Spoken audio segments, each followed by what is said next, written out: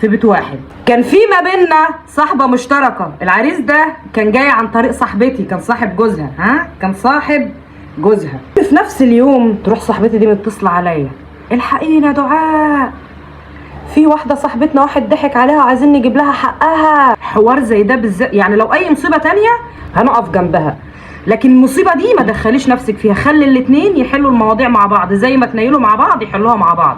فانا بقى بكل تلقائيه وعفويه وعبط وهبل اروح متصله على الشخص اللي انا كنت هرتبط بيه ده: الحق فلانه الفلانيه عايزه تودي نفسها في داهيه وفي واحده والامر 1 2 3. رحت حكى له الموضوع، عمل معاها خناقه، راحت هي متصله عليا: انت ازاي تقولي له ده؟ جه زعق له وشتمني وقال لي جوزي. قلت لها: انا عندي ان هو يزعق لك ويشتمك ويقول له جوزك، بما انت ما تودي نفسك في داهيه في موضوع انت مش عارفه اوله من اخره، مش عارفه مين الصادق ومين الكذاب. حلو يا باشا لحد دلوقتي. بعد الموضوع ده بشهور، اذ ربما فجأة اقابل صاحبتي دي اللي هي المفروض برضو كانت عايشه في محافظه تانية